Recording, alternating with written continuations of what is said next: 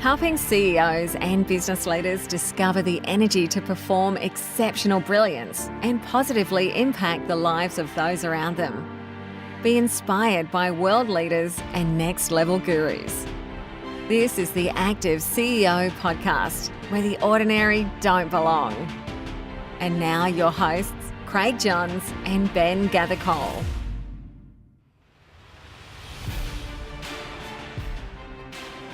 On this episode of the Active CEO podcast, we have the pleasure of speaking with a phenomenal CEO who has found her dream job, where she combines her passion for sport and desire to improve health and well-being of a nation.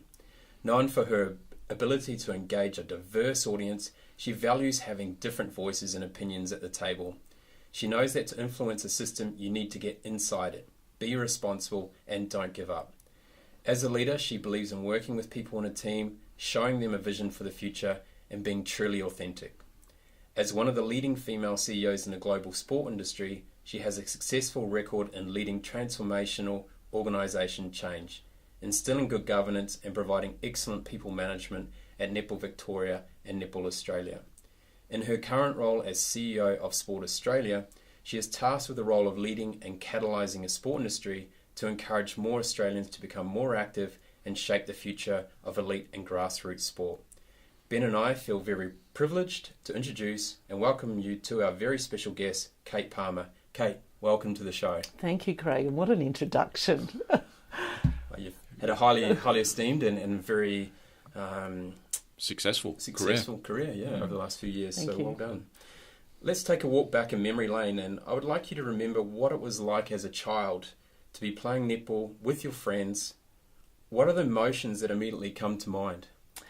Well, it's actually interesting because I bumped into a woman that I played netball with when we were just teenagers on the weekend, and it was actually really natural. I hadn't seen her for about 30 years, and just to give her a massive hug and have an opportunity to say, "What wasn't that fabulous? How much fun we had as young women, and how fortunate we were to have women then who I guess showed us the way and taught us values and I guess cared for us." So, you know, they're the sorts of emotions that come to me, is about, here's someone I hadn't seen for such a long time, but I felt still really strongly connected with them. Yeah, sport has that amazing ability to do that. Yes. So just a little bit of your background. Where did you grow up, and family and other sports that you might have been involved with? Yeah, so that was probably that is important, because I think the opportunity to grow up in country Victoria, in Shepparton, was really important. It was lots of sport being played there, and I actually played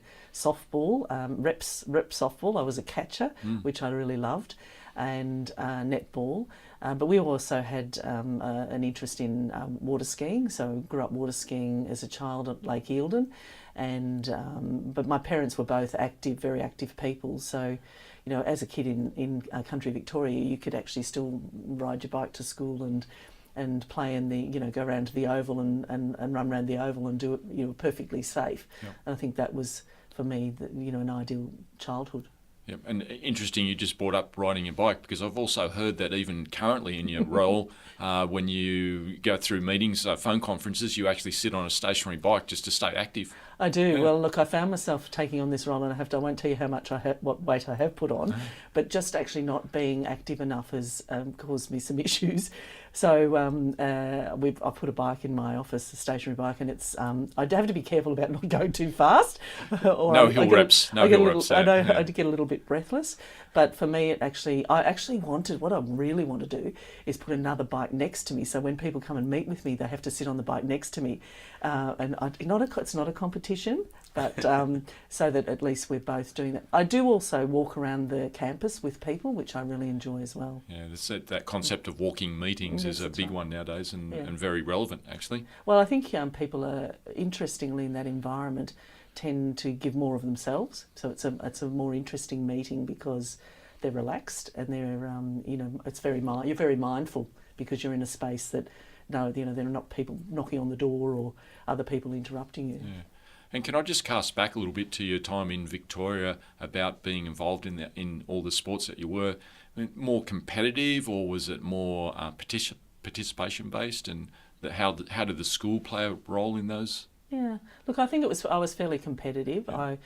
I loved it. I was in Little Athletics as well. Actually, I was in the first year of when Little Athletics was established, and that probably does age me a little bit. But 1988, yes, something like that. I was really fortunate, to be able to have a lot of those sorts of influences and be very active in a range of different things. So. I valued that enormously, and it set me up. And in those days too, physical activity or phys ed was in schools, so schools provided the foundation, and everyone was involved. And you also had an opportunity because if you wanted to take a leadership role, it gave you an opportunity to learn about what it took to be a leader. Yeah. And I know, and to stay on the country and sport theme, we spoke with Anne Gripper from YMCA, New South Wales Office of Sport. Yep, New South Wales, and she's really actively involved in that now, and really spoke about the benefits of a country community having the ability to play sport and be active. Look, I think that that's key to communities in any part of Australia, but especially in rural and regional areas. They don't have the same opportunities now, I think, and that's something we need to pay attention to. But it actually, people stay connected. And the football, netball example is a great example now. I think early days for females in football clubs was not great, but now it's very equitable, or more equitable, and it's a great community activity. And you only have to go. I go quite regularly in Shepparton and actually go and watch the Swans play, and the families are there, and they have lunches, and there's it's a really fabulous environment. And so I think that community building that can happen, because of what it does is engage local businesses. They sponsor the organisation. Sausage sizzle. And the government invests, and people donate their time, and they create things together. And I think, it's absolutely critical to the health of local communities. So, Kate, could I just pick up on what you were saying just before about maybe not the opportunities available nowadays as what they might have been when we all grew up? How do you see that? Or how do you think that you can change that and make it more active again? Well, I think it's a huge issue, and I think the three factors around if you live in a rural and regional area, if you a low income family, or you come from a non-English speaking background, you really are going to not have very many opportunities at all. And I think this is something that Australia needs to take responsibility for. I fundamentally believe that this is critical to our future as a nation in terms of the health of our communities. And I'm not suggesting being physically active can solve everything, but I think it's part of the puzzle. And if we don't make sure that we do that well, we're going to see rising obesity, we're going to see rising health issues, and we're going to see people that are, kids sitting in front of screens forevermore. So I think it's fundamental, and I believe that schools are key to this. And the government funds a $40 million annually sporting schools program. But we need to do more than just count the number of kids that are involved. We actually need to have an impact on them and make sure that they learn how to move. Funny, isn't it? Can you imagine saying that you have to learn how to move? Yeah, it's amazing, isn't it? Yeah, it is. And these days it's really important. Learn how to move, but also be motivated, so that make sure that they stay involved for their life. And do you have a thought about the Indigenous side of this too, with our Indigenous kids? Yeah, well, look, there's clearly they are not getting an opportunity. There are some wonderful organisations like Clontarf that actually provide structured programs. The government across the country invest in that. There's a range of different examples, I think.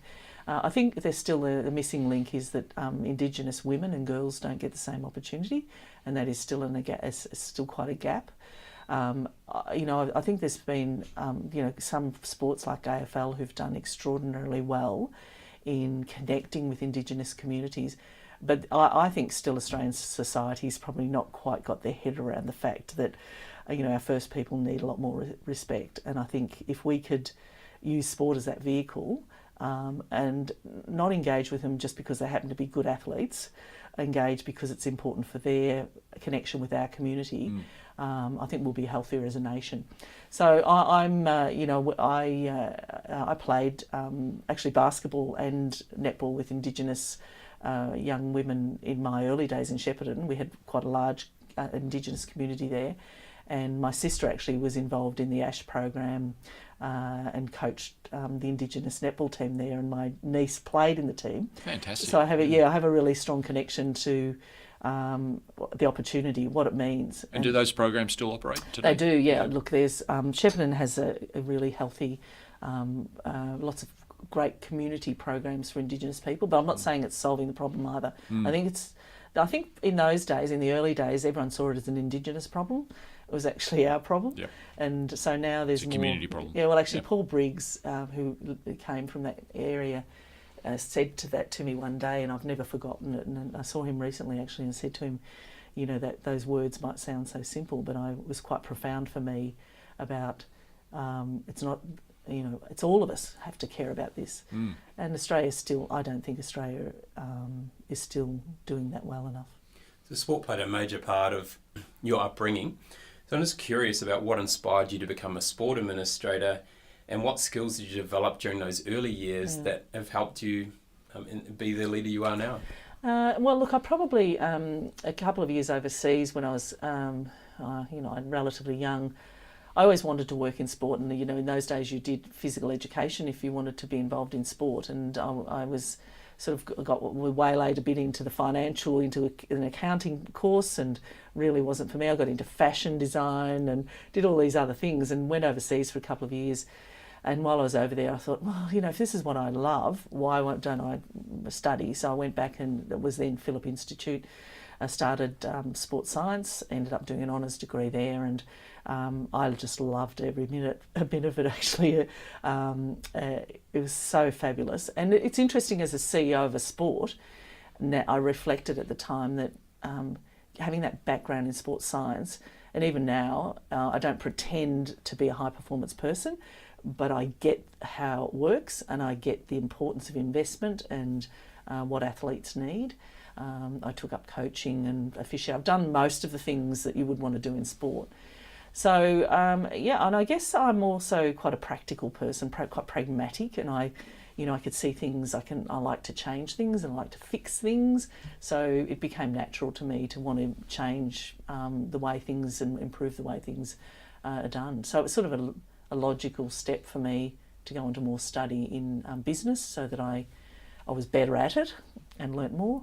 And I was lucky to have some really people that I looked up to and who taught me a lot about, leadership in particular, about the good values, but also the opportunity. So even though I was a really strong advocate for women in sport, I took a position of change. Early days, we've got to stop complaining and start doing something about it.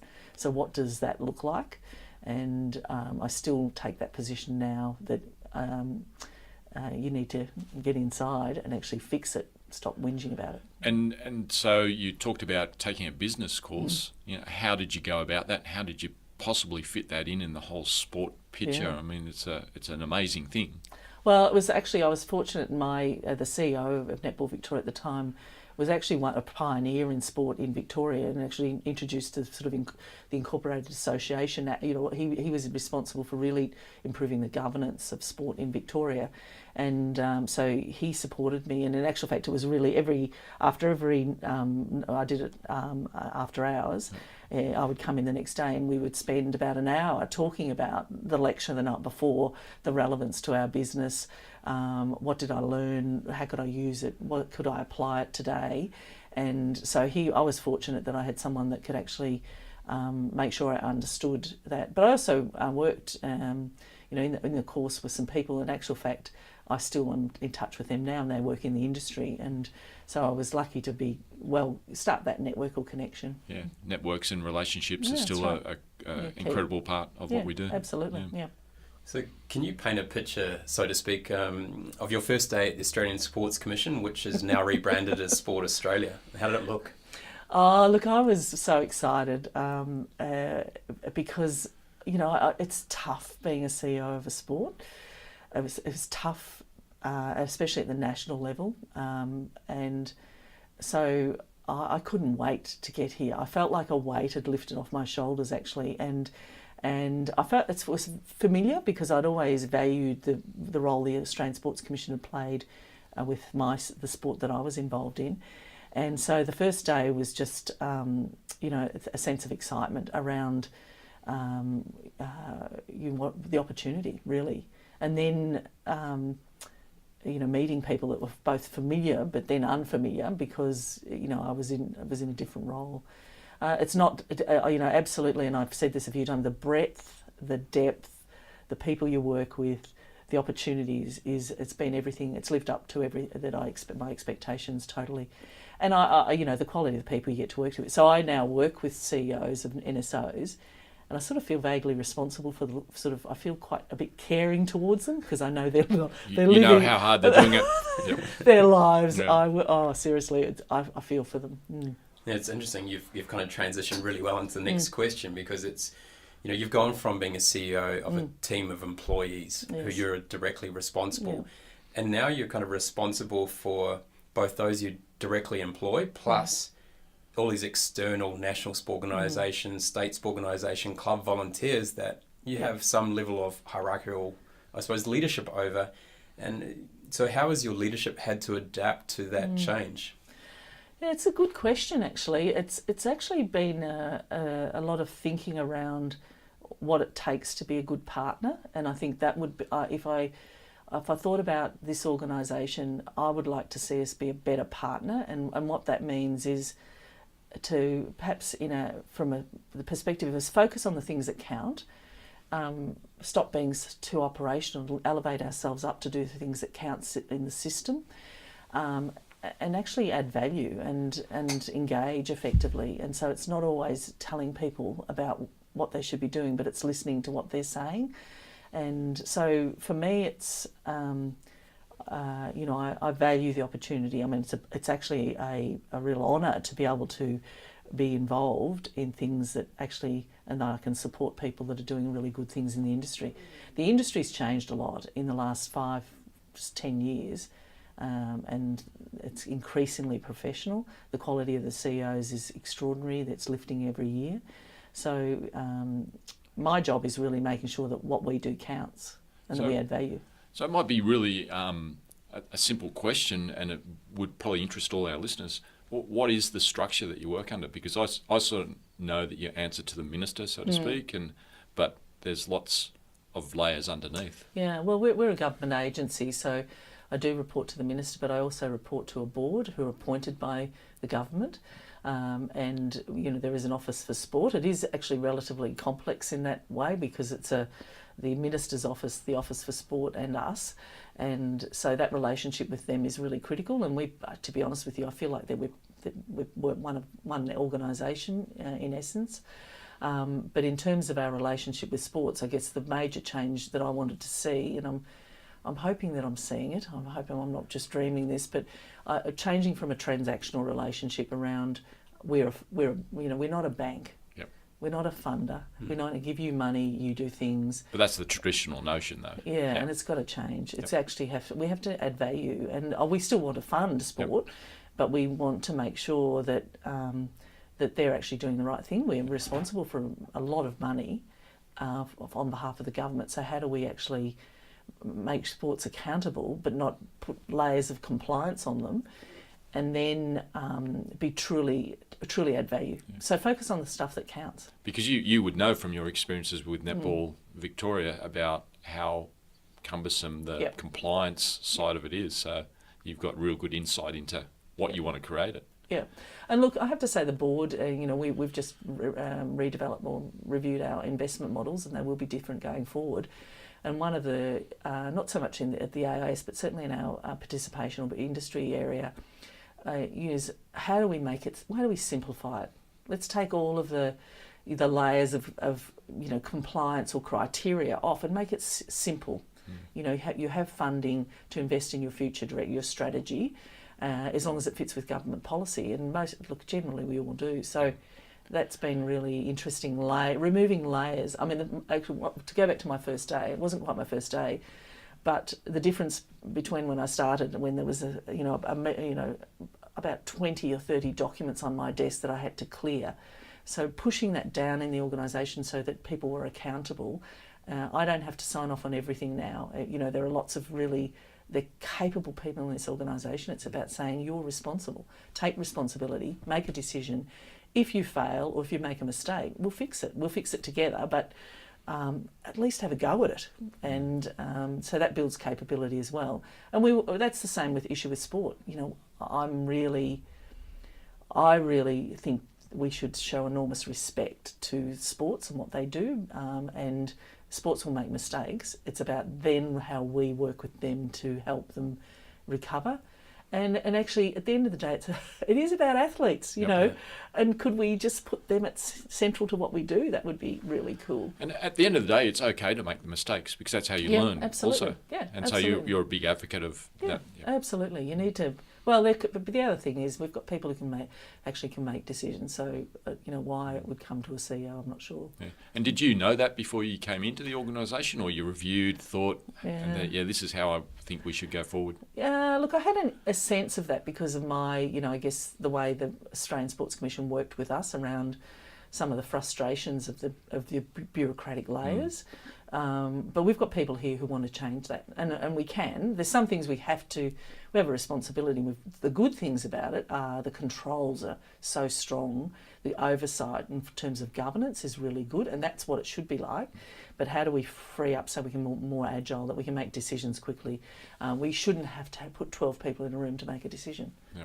That empowerment's really important as a leader, to bring out the best in people, which is fantastic. So that leads in kind of to the next section around, we're starting to see a number of Australian sports look at their business model or their management structures, such as one management or a hybrid or full unification, which some have tried. What do you think is most important for sport organisations to consider and adapt the new business model for the future? Yeah, and look, I think this is really critical for sustainability of sport. I probably, I think we move beyond, thinking sport is just an activity that's fun to do. And these businesses now, and they're big businesses, are responsible for significant levels of investment, and they are responsible for delivering outcomes. And we can't continue to operate in, models that were relevant in the 70s and 80s. I absolutely respect that state bodies have, in actual fact, really are the engine room of sport.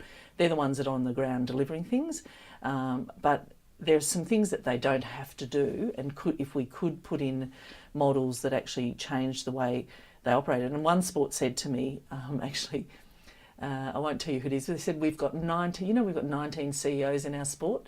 And he said, you know what we don't have? We don't have a commercial manager. We don't have a people and culture person. We don't have a marketing manager. We don't have an athlete wellbeing person. But we've got 19 CEOs. And it was just, so how do we put a system in place where market, so each state has their board that is responsible for understanding their market and making decisions there, but have a structure that doesn't duplicate. And at the end of the day, they're one entity. They actually are one entity. They're just operating a separate way. It's going to be a hard road, and every sport's different. And I think, to your point, it will. It's an evolution. Some sports are going to it will be more of a revolution. Yeah. But I don't think sports can look at us and say, you give us 80 or 90% of our revenue, and that's a lot of money, but we're not prepared to improve our business. I don't know how that is acceptable in any industry. Talking about those decision makers, work in the sport of triathlon, and I think we worked out there's something like about 82% of staff and boards, etc., are decision makers, which is complete opposite to a normal company or business. So it kind of doesn't really make sense. No, it doesn't. It defies logic, really. Yeah. But I guess the issue is, how do you get from where we are now to where an optimum model? And I think, how do we get the message out? Yeah. How do we get people to buy in? Yeah, and there's going to be politics overlay on that too, about it's about power and politics, influence. How do we actually? And it's about people and relationships and trust. So it's not something we're going to invest in this significantly. We're starting with 12 sports in February. And every single one of them will be different. And some will actually, to be honest with you, it's bottom up. The states are saying we have to do this differently because we can't survive. We won't survive, and we won't progress as a sport. So where we've got state bodies going to the national bodies saying let's change, I think there's the opportunity. Yeah, definitely. And then just a side question of that, how do you see the truly professional sports fitting into this picture as I guess one family, so to speak? So an AFL or rugby league, rugby union, who are not predominantly funded by Sport Australia? Yeah, so I think that's a really interesting question, because and sports like cricket have looked at this from their governance perspective. They've actually been running major projects over the last 4 or 5 years around this, so they're leading the way in to some extent. But I think that our focus will be on this next layer beyond the big commercial sports, and it's not because we don't think it's important for them too, but they have different types of business models, and they don't need our help as much as other sports. So the investment will go into the sports where we think it'll really make a difference to their performance outcomes and the number of people that are playing in their game. But admittedly, these major sports or commercial sports play a massive role in how active we are as a community. They do, yeah. Yeah, look, absolutely, they do. And certainly just because we're not investing in those sports or investing a lot in those sports doesn't mean the government isn't. And certainly many layers of government invest significant amounts of dollars in those sports. Yeah. But for us, it's really around this next tier, the really, I guess, from our highest funded sport, which is swimming, through to sort of the next, and a couple of that are ready to go. We see them as we'll get them through the program pretty quickly. Yeah, fantastic. And so obviously, we're talking about ability there, but one of the key things that kind of is a big buzzword, I suppose, in the sport industry right now is integrity. And obviously, I think we're going to see a lot more play out over the next couple of years. When we see sports, say cricket as a recent example, faced with major cultural and integrity challenges, do you think it's possible to make long-term sustainable changes from within, or do you think that you need fresh set of eyes from an external point of view to help deliver it? Well, I think that it's a mix of both. I think, cricket has been through an independent review, and they've addressed all of the recommendations. They've accepted most of them. They've questioned some. I think they've got a long journey to go on as a sport, but my view is that most sports in this country exposed to that type of review would be found wanting. Would there be elements that they and us as an organisation, we're looking at our what we're doing and how we go about it, so that we are beyond reproach. We should be setting a standard, and I believe the large commercial sports should be setting a standard as well. So integrity, the Wood Review, the most comprehensive review of integrity in this country, and I think they've done an incredible job. It's astounding, the report, and the task force is in place, report to government by the end of this year. They'll tackle all of the big I think then there's this other piece of how we, what we value in terms of winning. How we go about it, and so this sort of safe, fair, inclusive. How do we, what are we responsible for? How do we support sports in that space? And we've just appointed a new head of integrity here at Sport Australia, and her role, we've been briefing sports and we're rolling out some programs that are really around building capability in this area and bringing it to them, making sure that it's uppermost in every director's mind about their responsibility in this space to always ensure that their sport is acting with integrity. And certainly the integrity is a major part, but I know that you're very big on the wellness of our athletes, particularly as they move on through their career, and how they really not conduct themselves, but act active and healthy lives through the rest of their years. Yeah, so Maddie Clements, who is heading up that team at the AIS, I think it'll be we're increasing our investment fourfold in this space. It's been a huge gap in the industry, and we're really fortunate to have athletes like Ian Thorpe, on board as an ambassador and working with us, and we learn so much from athletes who've been through tough things.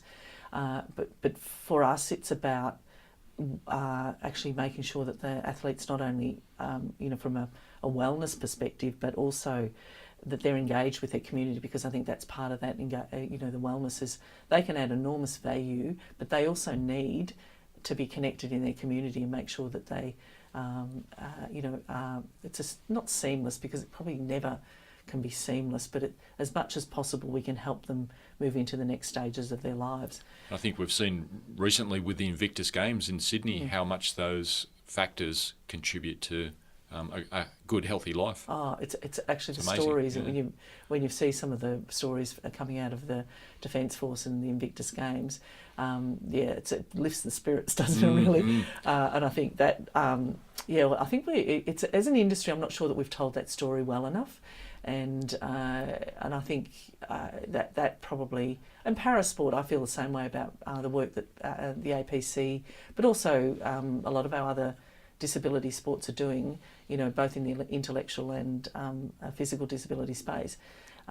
It's actually, and look, it's not overstating it, it's changing their lives. Yeah. And I think it's fabulous. And I think those ambassadors that I saw at the Invictus Games, it was probably a two-way street. So I saw Stephen Moore there, Anna Mears, Ian Thorpe, amongst others. It was probably as humbling and they were probably as grateful for that experience as what the athletes might have been in competing.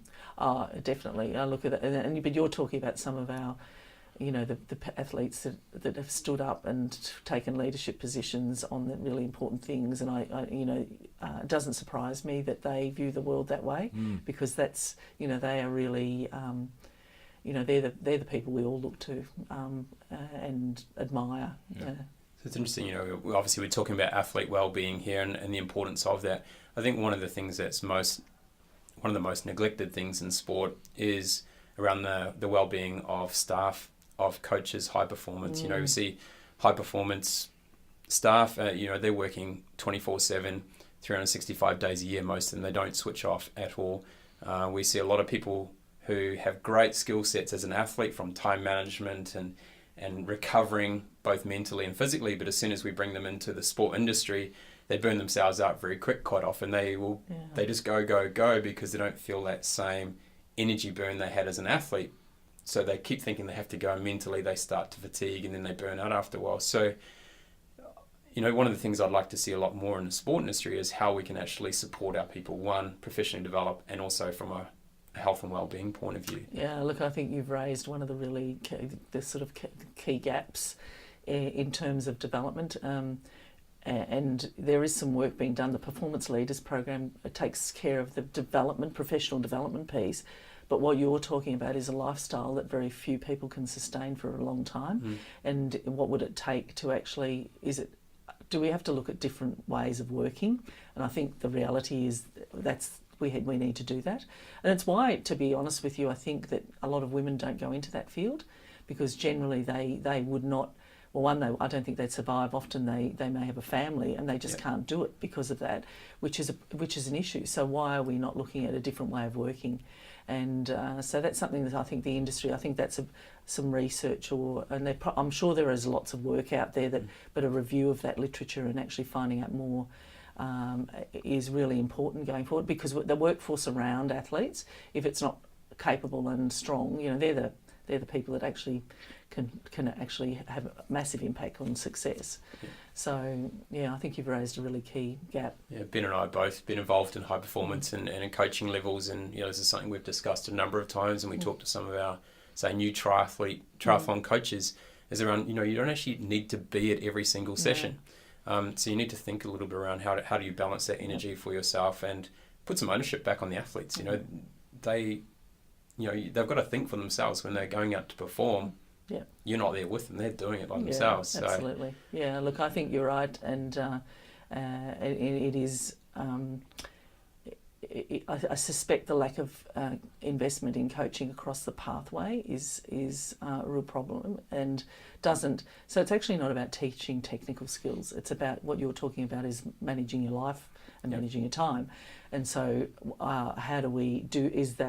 Do we do that? And we've certainly looked at the programs we run we develop at the grassroots level, which is it's less about accreditation and the technical capabilities, but more about managing athletes, managing yourself, managing the people around you, because a coach was, you all of a sudden you're responsible for all these other people. Yes. And but has anyone actually ever helped you or developed the skills to actually do that well, and or provide you even with some coaches who are really technically brilliant. Often you'd put people around them that actually have those other skills to complement them. So looking at that in a more sophisticated way is needed, I think. Yeah. And Kate, this is a good segue into you as a leader in your organisation. What do you employ, so to speak, in helping your staff with their health and wellness? Yes, it was really exciting because the release of the Move It campaign. And look, don't we don't worry. People have questioned us about the investment in that. Why did we invest in that? And couldn't we have put more money into high performance or more money into participation? It came out really strongly out of our research, and certainly our meetings with sport, saying somebody has to say this out loud, and we have to start the conversation. So it's unlikely we will invest at the same level again, but to get this moving was really important. And then our social club here said, well, what are we going to do? And so we've actually talked about a range of things that we need to do on campus to keep people fit and healthy, because they tend to sit in their offices. And so I think they've suggested a couple of mini Olympics and things like that where we can actually be in teams, so it can be a team building thing as well. Yeah, fantastic. But we talk about it. We talk about Find. We use Find Our 30 all the time. Have you found? It's actually interesting how quickly it's caught on, and people are.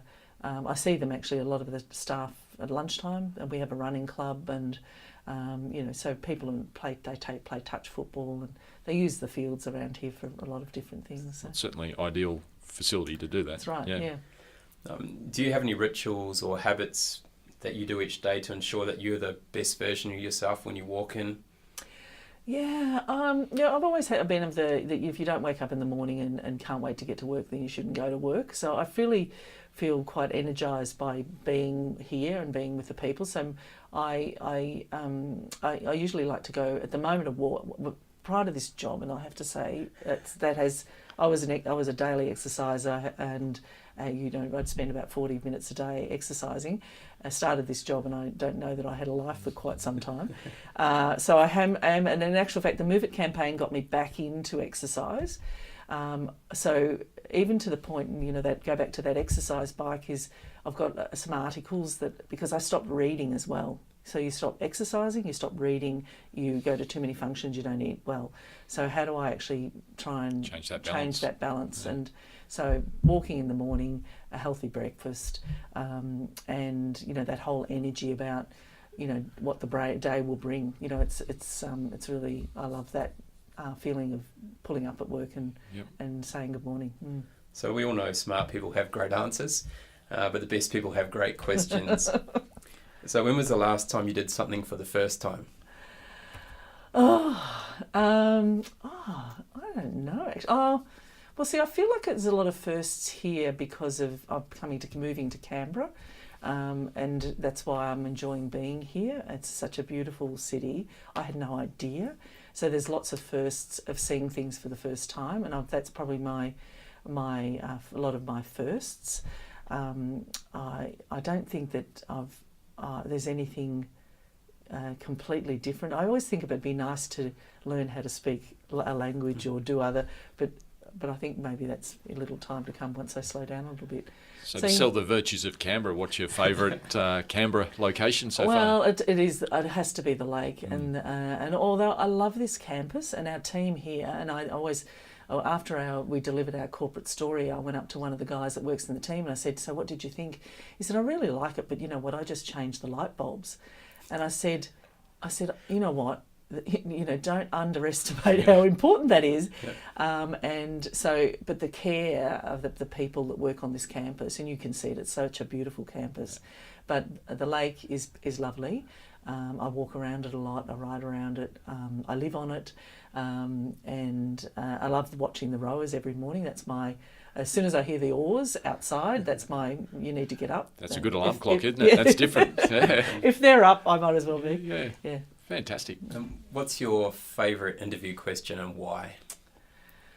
I don't know. I think it's a question about the importance of activity, physical activity to Australians. I mean, it's absolutely. If I could do anything, if I finish this job and that hasn't changed, then I'll be disappointed. So that's the one I like the most because, I think we can do so much more. And last question of the day: who has made the greatest impact on your career and why? Look, probably, I don't know if there's anyone, but probably my partner, Hugh, is, I used to always call it the Hugh Palmer Scholarship because I went back to university as a mature age student and he funded that, and but he's a great support. In actual fact, he calls himself the corporate handbag. But I tell you what, he at functions he's great because I live in a man's world most of the time, and he's allocated. He gets the guest list, and he looks after guests as well. And he's been a great supporter of mine, and we have a great life.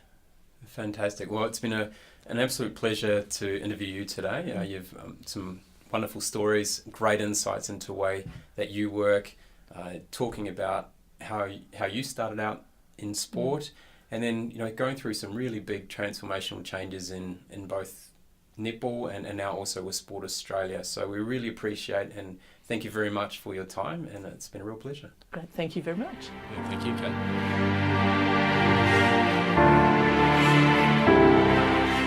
On this week's Active CEO Wellness Tip, we're talking about self-regulation. So Craig, I just want to ask you some of the questions around why you see it important that we self-regulate within the workplace and probably home life also.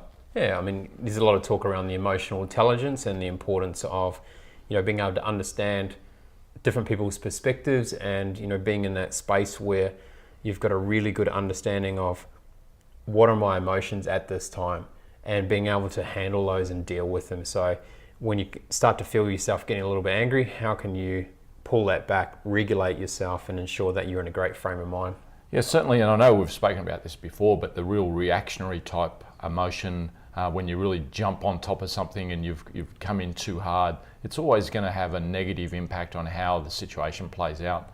So being that little bit more thoughtful, mindful, slowing things down a little bit, and being really aware of your self-regulation is one of the keys to this. Oh, we all know that, as a leader, it's important that we're in a calm state, and the calmer we are, the better the team around us will perform. So it's important for us to make sure that, we can deliver that day in, day out, and be extremely emotionally aware of everyone involved. And as you said, that starts with yourself. Absolutely, and we know that being calm helps you think and then speak rationally, make rational decisions.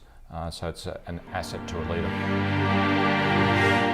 It's been another amazing show on the Active CEO podcast. We were very privileged today to have Kate Palmer, the CEO of Sport Australia, in the studio with us. And we got a really, really good insight into her upbringing through sport, how that has shaped her career, and now how she's taking what she's learned and bringing that into, not just her workplace, but also society in Australia. Yeah, Craig, I agree with that, and all I can say is that Kate's done some amazing things through her professional career, and she remains so humble about that. But more than humble, she's really passionate about what she's doing, and I think she even stated that she would do it for free, essentially. It's not a job to her, it's something that's just really at the core of her, and as you said, that's sort of from her upbringing, family, community, sport orientated. Just an amazing lady, and really privileged to listen to her today. Yeah, and obviously she's taken that lead herself, and she's out there, she's ensuring that she is leading an active lifestyle. She obviously wasn't there for a little while. As we all know, as CEOs and leaders, when we're changing or coming into organisation for the first time, it can be very busy.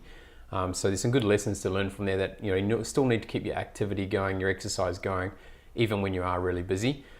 She talked about being on a bike when she goes to conference calls. How cool is that? Yeah, that was amazing. And I found that really fantastic for Kate to be so honest and truthful about really, when coming into the role, was a massive workload and a massive shift. And you don't often hear people speak truthfully about their experiences, and she certainly did. And the question that you asked her about what did she do for the first time, amazing. She was enjoying being in Canberra, one of Australia's national capital, and just looking, listening and learning. Yeah, and that's obviously how we keep growing too, and I think that's really important. And we talked about transformational change in there, the difficulties that you've got to overcome, the different styles of leadership that are required in that space. And now she's dealing with a very complex kind of ecosystem where it's not just her employees, she's also dealing with people that aren't employed by her, that they're external stakeholders. You've got your national sport organisations, state sport organisations, it goes right down to clubs and club volunteers. Yeah, and that's down at the bottom layer. At the top layer, dealing with the minister and government, chasing funding and big picture type thoughts like that, very difficult to do, and she seems to have all those bases covered, so really a great learning opportunity to spend time with her.